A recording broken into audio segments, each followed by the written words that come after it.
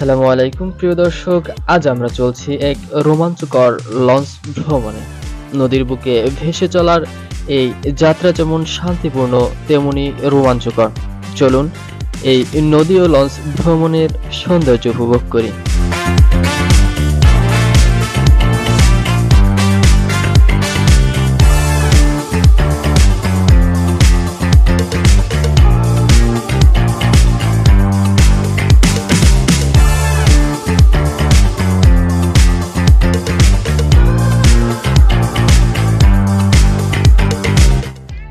দর্শক, এই চারতলা বিশিষ্ট লঞ্চটি হচ্ছে আমাদের আজকের বাহন।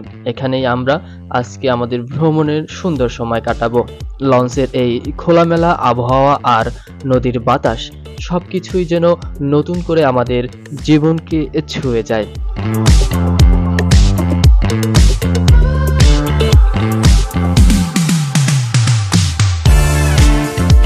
আমাদের আজকের যাত্রা এখান থেকেই শুরু হতে যাচ্ছে। লঞ্চ তার গন্তব্যের জন্য ছুটে চলেছে, আর মানুষ তাদের প্রিয় মানুষদের সাদর বিদায় জানাচ্ছে, যাতে তারা তাদের গন্তব্যে সুন্দরভাবে পৌঁছাতে পারে।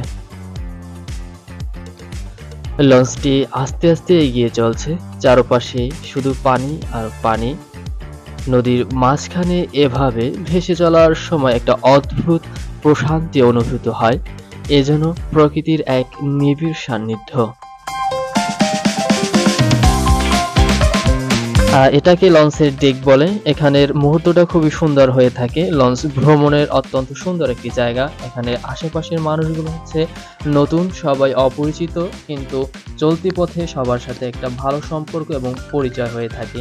এখানে একসাথে টিভি দেখার সুযোগ আছে, সবাই একসাথে টিভি দেখে, খাওয়া দাওয়া হয়, তারপরে আলাপচারিতা হয়। দেখা যাচ্ছে যুবকরা লুডো গেমস কিংবা কার্ড খেলে থাকে একসাথে, যা একটা ভ্রমণের সুন্দর সময় কাটানোর জন্য উপযুক্ত একটা খেলা হয়ে থাকে বা সময় হয়ে থাকে, যেটা ভ্রমণকে আরো সুন্দরময় করে তোলে।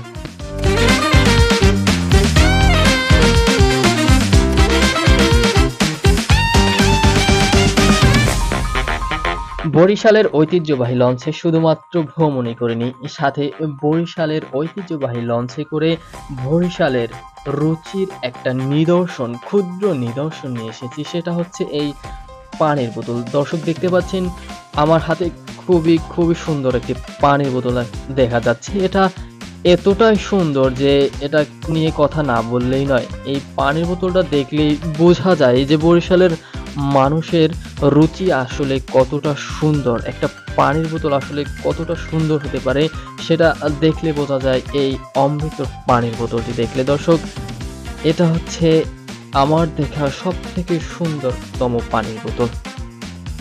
এটা হচ্ছে লঞ্চ জার্নির আরেকটি খুবই সুন্দর মুহূর্ত।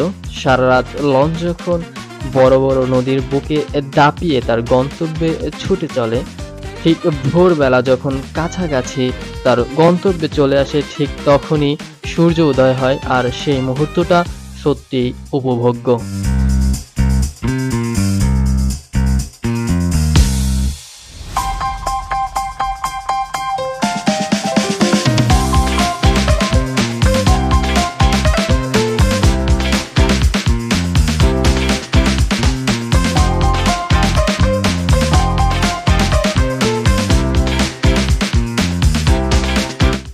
এটা হচ্ছে লঞ্চ ভ্রমণের আরেকটি সুন্দরতম মুহূর্ত।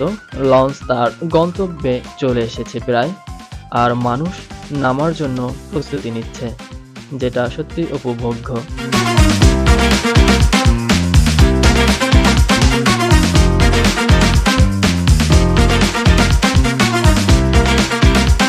এই ছিল আমাদের লঞ্চ ভ্রমণের ছোট্ট একটা অভিজ্ঞতা। নদীর বুকে ভেসে চলার এই অনুভূতি সত্যি অন্যরকম। যদি কখনো সুযোগ পান, আপনিও এমনই একটা ভ্রমণ করে দেখবেন। আজকের মতো বিদায় নিলাম, দেখা হবে পরের ভিডিওতে।